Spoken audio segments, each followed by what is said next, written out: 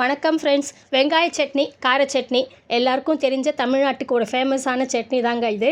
நான் எந்த விதத்தில் செய்கிறேன்றதை காமிக்கிறேங்க. ஸோ வெங்காயம், தக்காளி, பச்சை மிளகா. நான் வந்து பச்சை மிளகா சேர்க்குறேன். காஞ்ச மிளகா சேர்க்குறவங்க காரத்துக்கு காஞ்ச மிளகா உங்களுக்கு தேவையான அளவு காரத்துக்கு சேர்த்துக்கலாங்க.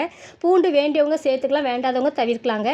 திரும்பி அதை அரைச்சதுக்கப்புறம் வதக்கிறதுக்கு தாளிப்பு போடுறதுக்கு காஞ்ச மிளகா, கருவேப்பிலை, எண்ணெய் எடுத்து வச்சுக்கிட்டேங்க. ஸோ இப்போ வந்து நான் நார்மலாக வெங்காய சட்னி வதக்கிறதுக்கு எல்லாமே வதக்கிட்டு இதை வந்து அரைச்சதை வந்து தனியாக பாதி எடுத்து வச்சுக்கிட்டேங்க.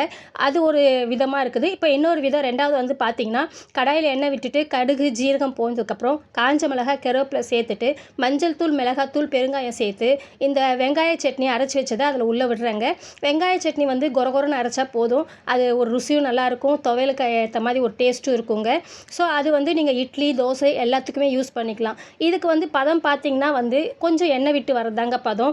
இது வந்து நீங்கள் மல்டி பர்பஸாகவும் யூஸ் பண்ணலாங்க. என்னென்னு பார்த்தீங்கன்னா, ஒரு ப்ரெட் இருக்குன்னா அதில் நடுவில் அப்ளை பண்ணிவிட்டு 2 பக்கமும் டோஸ்ட் பண்ணி சாப்பிட்டா அது ஒரு தனி டேஸ்ட்டாக இருக்கும் வெங்காய சட்னி இது.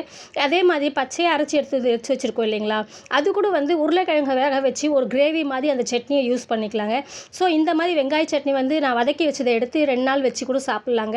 இதனுடைய வெங்காயத்தினுடைய கொஞ்சம் ஸ்வீட்னஸும் அதில் தெரியுங்க. அதுவும் ஒரு தனி இது. ஸோ ரெண்டு வகையான கார சட்னி ரெடியாக இருக்குது. நீங்களும் வீட்டில் செஞ்சு பார்த்துட்டு எப்படி வந்திருக்குன்னு சொல்லுங்கள். மீண்டும் ஒரு புது ரெசிபியோடு சந்திக்கிறேன். நன்றி.